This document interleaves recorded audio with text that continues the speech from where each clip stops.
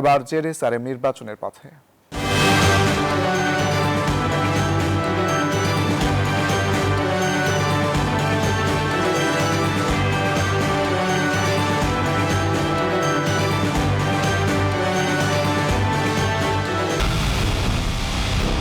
পুরো দেশের মুখে হাসি ফোটাতে নিজেকে হতে হয় স্ট্রং আর মনোবল হতে হয় স্পাটজিরো। জেরুজালেম 25 বছরের পথ চলায় নিরাপদে রাখার প্রত্যয়ে।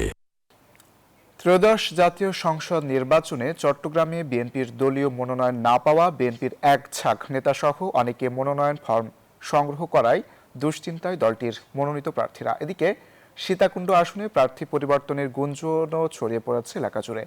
এমন খবরে সম্ভাব্য প্রার্থীদেরও আশা জেগেছে প্রার্থী পরিবর্তনের। তৃণমূলের নেতাকর্মীরাও চান স্থানীয় এবং কর্মী বান্ধব যোগ্য প্রার্থী। রতন দাসের ছবিতে চট্টগ্রাম থেকে নয়ন বড়ুয়া জয়ার রিপোর্টে বিস্তারিত।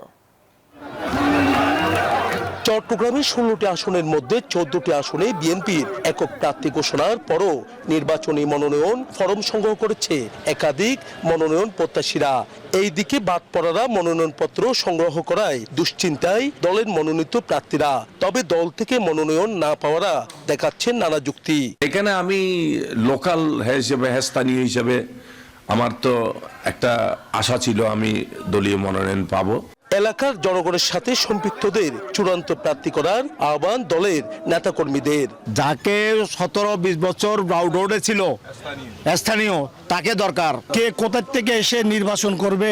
আসলে তো স্থানীয় লোকরা তো নির্বাচন মুখী হবে না। আমরা স্থানীয় প্রার্থী চাই।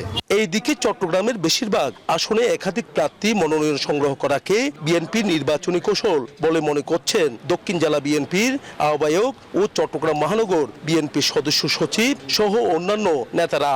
বিএনপির মনোনীত প্রার্থীরা প্রার্থীরা মনোনয়ন নেওয়ার পাশাপাশি যারা বিএনপির মনোনয়ন প্রত্যাশী ছিল তারও মনোনয়ন নিচ্ছে, কিন্তু তারা মনোনয়ন নিচ্ছে এই ভেবে যে যদি বিএনপি প্রার্থীর কোনো সমস্যা হয় তাহলে তাদেরকে যেন সিলেক্ট করতে পারে।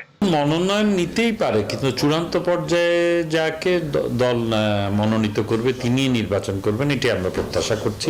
তবে নির্বাচনের মাঠে বিএনপির কোনো প্রার্থী স্বতন্ত্র নির্বাচন করার সুযোগ নেই বলে জানান চট্টগ্রাম দক্ষিণ জেলা বিএনপির আহ্বায়ক। স্বতন্ত্র হিসেবে নির্বাচন করা দলের যারা নেতা, বিশেষ করে যারা দলের পদবি নিয়ে আছে তাদের দলের প্রার্থীর বিরুদ্ধে নির্বাচন করার কোনো সুযোগ নাই। এইদিকে চট্টগ্রাম 4 সীতাকুণ্ড আসনে বিএনপির প্রার্থী পরিবর্তন করে আসলাম চৌধুরীকে মনোনয়ন দেওয়ার গুঞ্জনও রয়েছে। নয়ন বড়ুয়া জয়, নিউজ 24, চট্টগ্রাম।